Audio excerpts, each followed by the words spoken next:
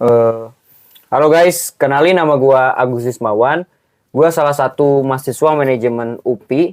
Kali ini gua mau bincang-bincang, ngobrol-ngobrol bareng teman gua yang sebenarnya video ini tuh dikhususkan buat pemenuhan tugas atau ujian tengah semester matkul komunikasi dan negosiasi bisnis. Mari kita simak. Oke guys, berbicara tentang negara kita, negara Indonesia, seperti yang kita ketahui bahwa Indonesia itu memiliki 250 juta penduduk, kemudian memiliki hampir 17.000 pulau, dan saat ini Indonesia itu memiliki 38 provinsi. Nah, keunikan-keunikan yang dimiliki oleh Indonesia mendapat berbagai macam julukan kepada negara kita.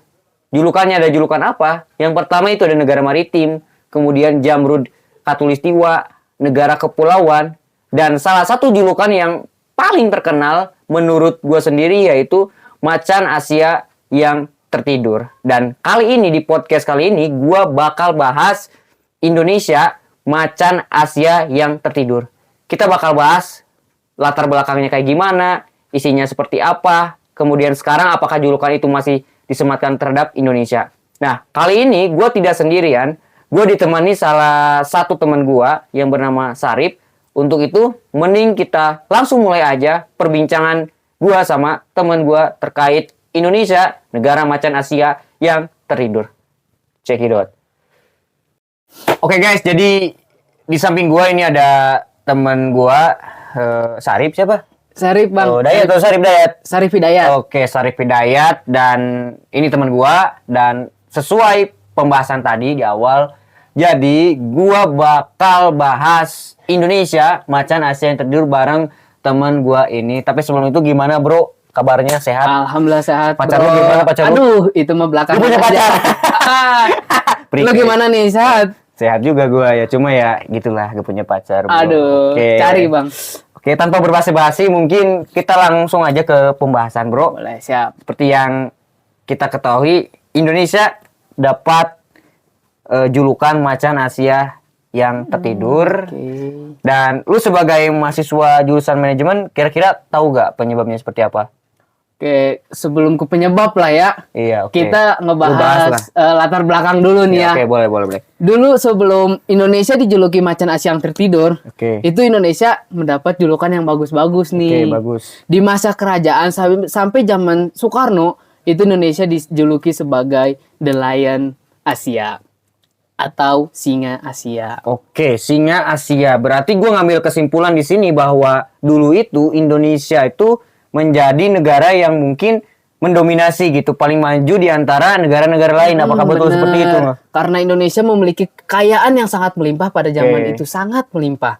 Setelah zaman Soekarno, dilanjut masa zaman Soeharto, itu Indonesia dapat julukan lagi, yaitu The Tiger Asia atau Macan Asia. Oke, Macan Asia ya, Bo. Tadi singa, sekarang di zaman Soeharto itu macan, yang mungkin ya masih 11-12 lah hewan ini. Tapi kalau kita lihat bro, makin ke sini itu si julukan itu ada perubahan, terdapat penambahan kata, yaitu yang menurut gue itu ada gak nyentrik, adalah nyeleneh lah, itu yang tertidur. Jadi Macan Asia yang tertidur. Itu kenapa itu bisa seperti itu?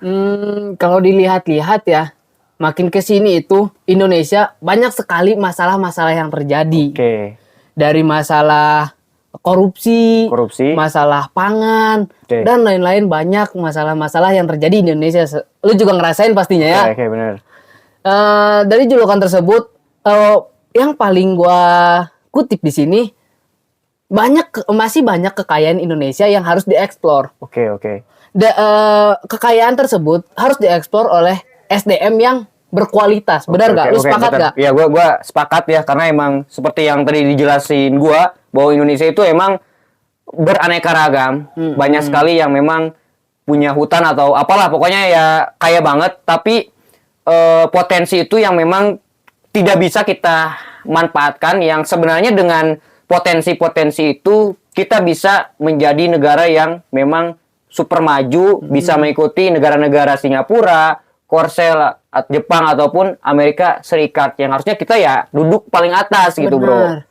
Ya karena juga kekayaan kita sangat melimpah, seharusnya kita itu menjadi negara adidaya seperti Amerika. Oke.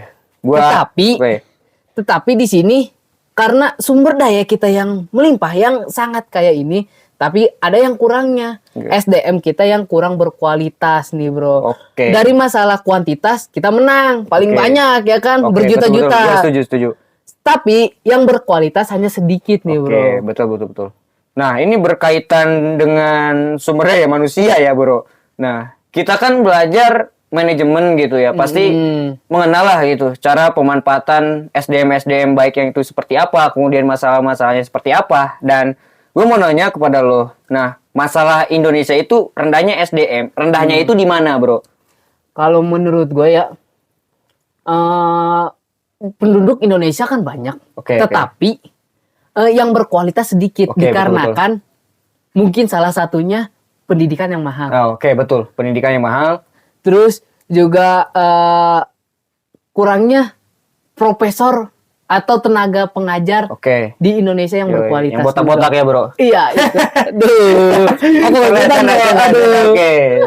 Tapi emang benar ya, Bro, berkaitan dengan profesor, kata dosen kita waktu itu, Pak Adon ya? Pak Adon, ya. Dia sempat jelasin bahwa jumlah profesor di Indonesia dengan juta-juta penduduk hanya sedikit. Itu berapa persen ya? Gua lupa, pokoknya dibandingkan negara-negara dengan jumlah penduduk sedikit kayak Singapura, lebih banyak profesornya di Singapura, bukan di kita ya, Indonesia. Oke, Bro, tadi gua lupa bahas jawaban lo yang pertama, bahwa biaya pendidikan di Indonesia itu sangatlah mahal. Dan di sini gua mau menanggapi statement itu, dan gua rasa emang itu fake banget, hal yang emang terjadi kepada gua sebelum gua masuk ke UPI. Gua sempat enggan melanjutkan pendidikan karena emang terkendala biaya ya. Pas lihat UKT di UPI, wah ini mahal nih, orang tua gak ngizinin. Tapi gue itu orangnya itu selalu optimis. Ketika ada berbagai masalah atau tantangan, gue selalu mencari solusi. Gue ngobrol baik-baik dengan orang tua gue, dan akhirnya berkat Allah Subhanahu Wa Taala, orang tua gue mengizinkan, akhirnya gue ada di sini di UPI. Oke. Biaya pendidikan di Indonesia sangatlah mahal.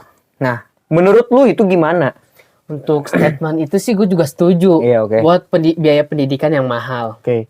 Dan ditambah biaya pendidikan yang mahal ditambah niat dari siswanya, penduduk atau siswanya ini yang rendah. Yang rendah, kurang. Biaya pendidikan yang mahal. Siswa atau penduduk yang niat lanjutkan pendidikan masih rendah. Dia lebih memilih untuk mencari pendapatan terlebih dahulu, untuk yang niat awalnya untuk melanjutkan perkuliahan, pendidikan. Setelah kebanyakan survei banyak menyebutkan bahwa jika udah terjun ke dunia pekerjaan, udah kenal yang namanya cuan, itu untuk kembali ke niat yang awal untuk melanjutkan pendidikan itu sangat kecil.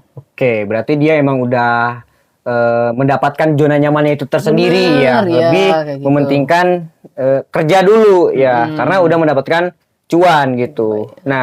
Berkaitan dengan biaya pendidikan yang mahal, setahu gua baik pemerintah ataupun swasta sudah memberikan solusi kepada penduduk-penduduk yang kurang mampu. Salah satu solusinya itu beasiswa, Bro. Beasiswa. Menurut lu, apakah beasiswa di Indonesia itu sudah efektif, sudah menyebar secara merata, atau gimana itu menurut lu?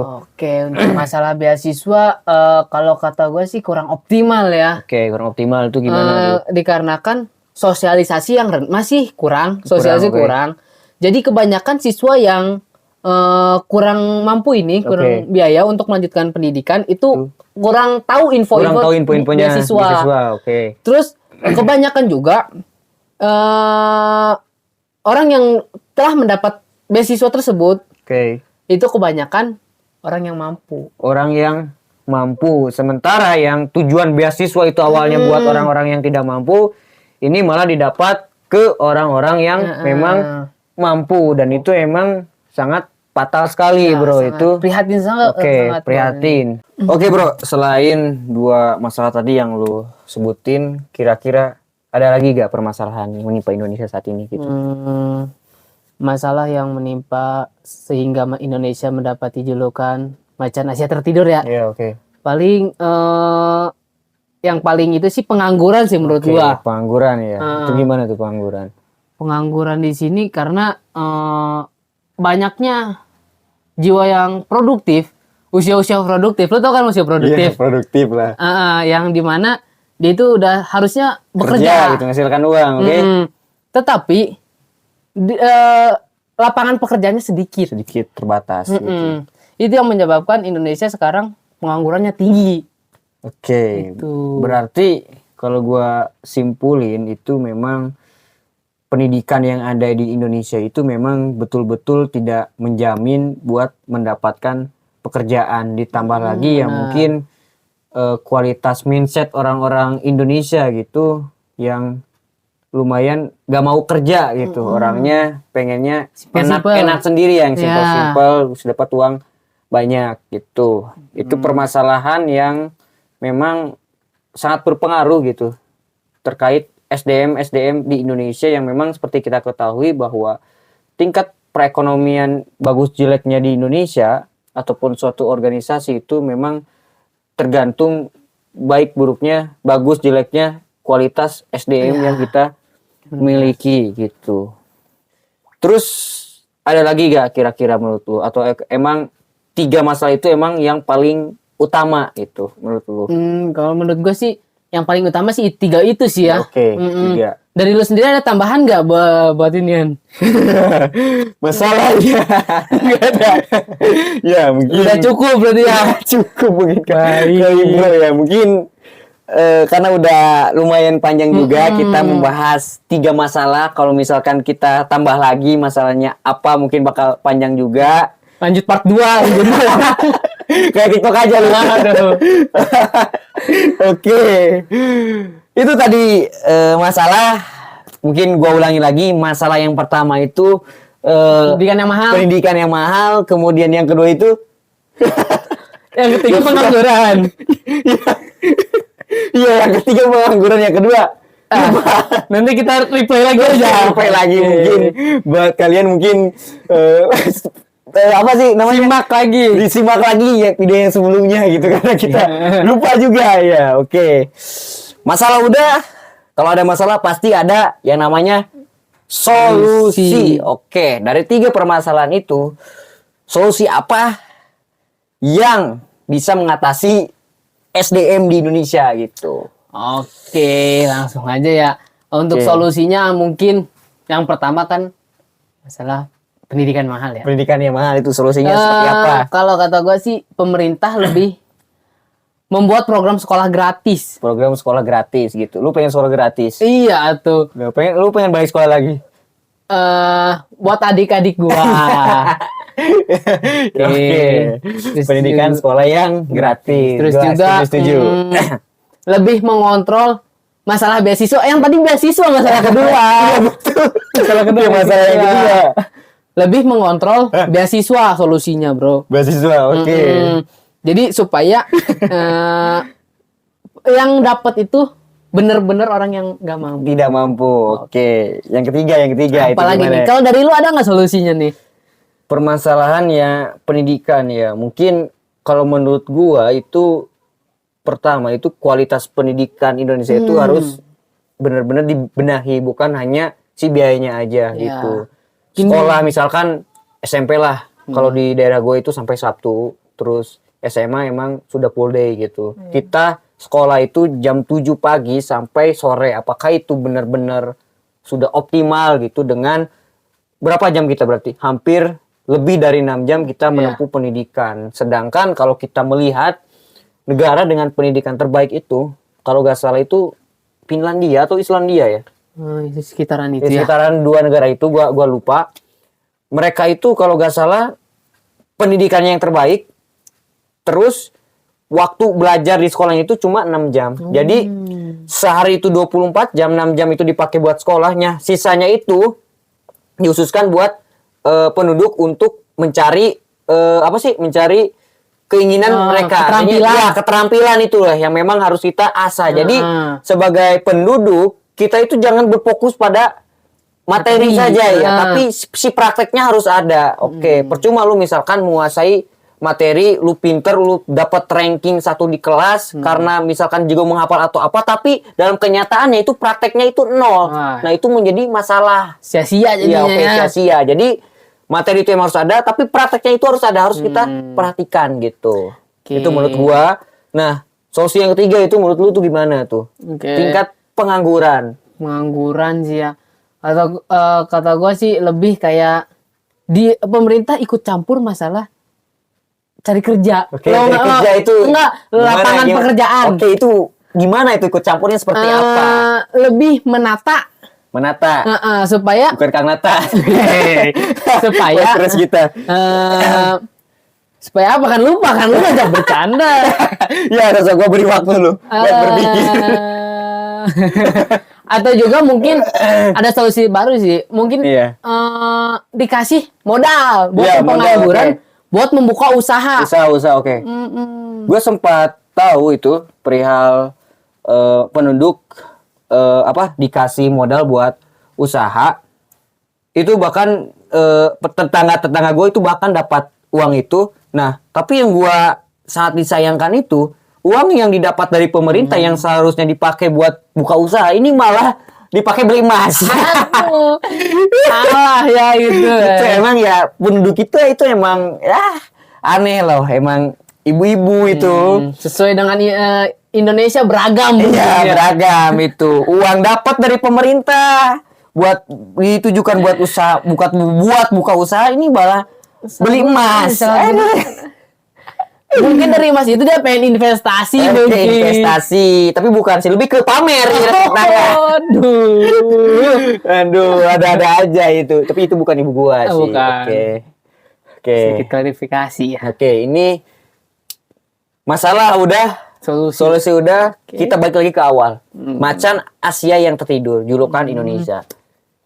Nah, itu kan dulu nih disematkan. Nah, kalau menurut lo di era kepemimpinan sekarang Pak Jokowi atau saat ini gitu, apakah julukan itu emang sudah pantas atau emang sudah lepas gitu Indonesia dari julukan itu gitu? Kalau gua rasa ya, kalau di sekarang ini masih 50-50, oke. 50-50. 50-50 bahasa Jermannya. Kekayaan kita masih banyak. Banyak ya. Permasalahan tadi masih ada. Masih ada semuanya. Tetapi oleh presiden kita udah mendekati. Ya presiden Megawati siapa? Bukan. Jokowi. Salah. Udah mulai seperti mengambil alih seperti Freeport. PT Freeport gimana itu? Itu saham udah diambil oleh Indonesia sekitar 51%. 51%, sisanya negara asing luar. Oke. Karena kita kekurangan teknologi juga. Teknologi juga.